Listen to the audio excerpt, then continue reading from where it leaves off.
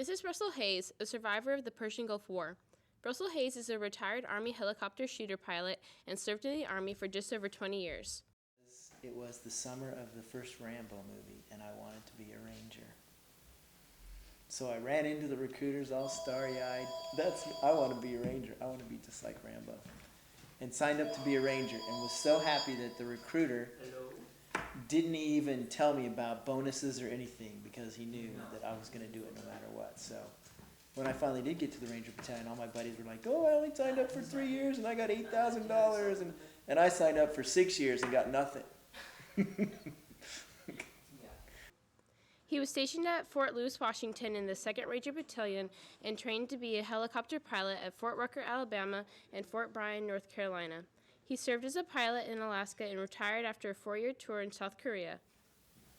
You get to boot camp on your first day and you're all loaded on, they call them cattle cars. They're just big flatbed truck-like things, and you're all loaded on there, and you get there and you walk off and there's like 6 drill sergeants circling like sharks screaming at you, move, move, move. You don't know what to do, where to go, and so they get you in formation and they scream at you, and it's a long day.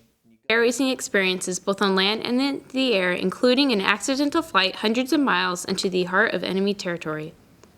Throughout his career in the Army, Russ had very many hair-raising experiences both on land and in air, including an accidental flight hundreds of miles into the heart of. And we've been flying for I'd say about an hour and a half. And I look over, because I'm on the controls, the senior pilot's in the other seat kind of, directing the flight, telling me what to do, where to go. And it'd been quiet for a while, and I look over, and the pilot's got the map in his hand, and he's doing this. And I was like, oh, that can't be good. And then he looked up, and on the overhead console of a Chinook is a switch, which says slave and free. And when you put it in slave, it makes it so that the compass indicator on your instrument panel is reading what the magnetic compass in the back of the helicopter is telling it to read, because the magnetic compass was actually in the back of the helicopter away from metal. Well, it had been in free so that it wasn't getting a signal from the magnetic compass. It was just pointing whichever way it wanted to point. And so we'd been flying the wrong direction for about an hour and a half. And so, completely lost. Finally realized, he looked up, and I heard this, oh. And I looked up, and I saw the switch was in free instead of slave, and I'm like. He currently lives in Nolensville with his wife and 7 children and teaches JROTC at Ravenwood High School.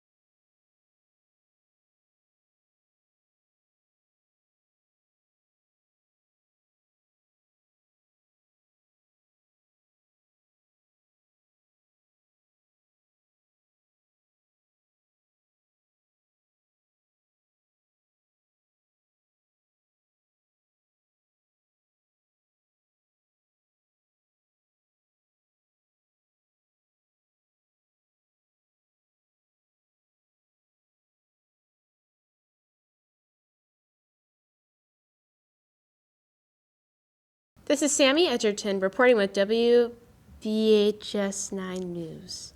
Wow, that was good. WBHS9 News. And have Peace. All right. man. Yeah. It's okay. This is Sammy Edgerton reporting with WBHS9 News.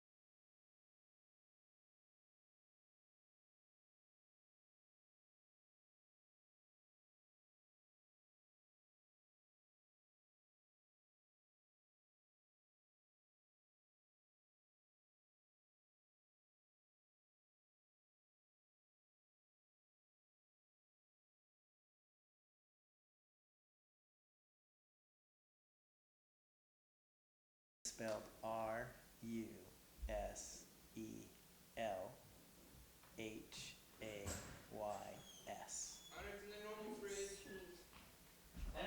Only one S and one L in Russell because my parents couldn't afford any extra letters. Okay. So how did you have to be quiet? He was stationed at Fort Lewis, Washington for the 2nd Rangers Battalion and trained to be a helicopter pilot at Fort Rucker, Alabama and Fort Bryan, North Carolina. He served as a pilot in Alaska and retired after a 4-year tour in South Korea. He was stationed at Fort Lewis, Washington with the 2nd Ranger Battalion and trained to be a helicopter pilot at Fort Rucker, Alabama and Fort Bryan, North Carolina. He served as a pilot in Alaska and retired after a 4-year tour in South Korea.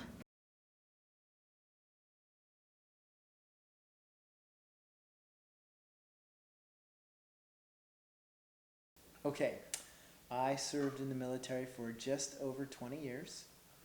I was stationed at Fort Lewis, Washington with the 2nd Ranger Battalion, Fort Rucker, Alabama for flight school, Fort Bragg, North Carolina as a Chinook pilot, Fort Campbell, Kentucky as a Chinook pilot, Fort Wainwright, Alaska as a pilot, and then Camp Humphreys, Korea for 4 years as a maintenance test pilot.